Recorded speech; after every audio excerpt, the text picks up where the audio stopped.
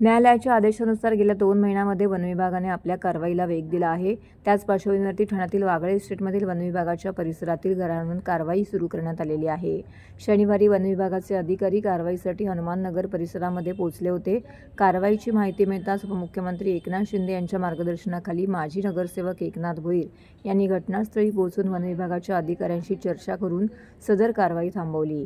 त्यानंतर सोमवारी वनविभागाचे पथक कारवाई करण्यासाठी इंदिरानगर ते कामगार नाक्यापर्यंत पोहोचले। नागरिकांची समस्या पाहून पुन्हा एकदा माजी नगरसेवक एकनाथ भोईर यांना माहिती मिळताच ते घटनास्थळी पोहोचले आणि अधिकाऱ्यांशी चर्चा केली। ते म्हणाले की आम्ही येथील लोकांच्या घरावरती आणि दुकानांवरती कोणतीही कारवाई होऊ देणार नाही, कारण हे लोक 1984 पासून येथे राहत आहेत आणि त्यांना वाचवणे हे आपलं कर्तव्य आहे। त्यांच्यासाठी आम्हाला जे काही करावे लागेल ते आम्ही करू। आम्ही न्यायालयात जाऊ, न्याय मागू। जोपर्यंत न्यायालयाकडून काही निर्णय येत नाही तोपर्यंत आम्ही कोणतीही कारवाई होऊ देणार नाही। तरीही जर कारवाई झाली तर आम्ही JCB खाली झोपायलाही तयार आहोत आणि पुन्हा एकदा वनविभागाला कारवाई करण्यापासून रोखलं। यावेळी एकनाथ भोईर यांनी पत्रकारांशी बोलताना याबाबतची अधिक माहिती दिली आहे।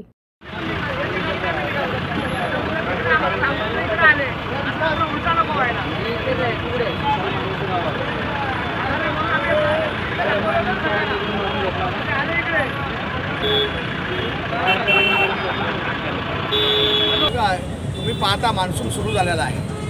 अगदी आपल्या यंत्रणेने सुद्धा सांगितलं मान्सून महाराष्ट्रात आलेला आहे आणि अशा मान्सूनमध्ये ॲक्च्युली कारवाई करणं हा उचितच नाही आहे।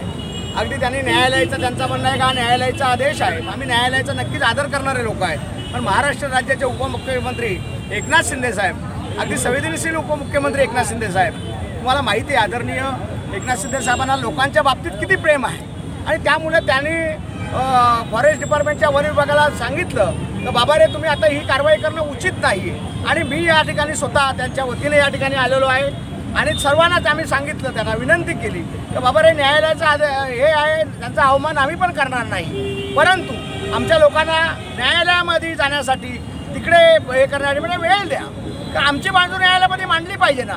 एकतर्फी न्यायालयाने निर्णय दिला असेल तो आम्हाला कसा मान्य असेल। आम्ही आज वर्षानुवर्ष 1984 सालापासून या ठिकाणी आम्ही लोक राहतोय। आमचे हे लोक जरी व्यापारी आपण त्यांना म्हणतात का व्यापाऱ्यांवर सांगितलं, अरे पण ते व्यापारी नाही आहे, छोटे मोठे उद्योजक आहेत, ते त्यांचा उदाहरणीय करण्यासाठी छोटे मोठे उद्योग करतात, पण ते मुळात ते रहिवासी आहेत इथले, ते काय बाहेरनं आलेले व्यापारी म्हणून नव्हे।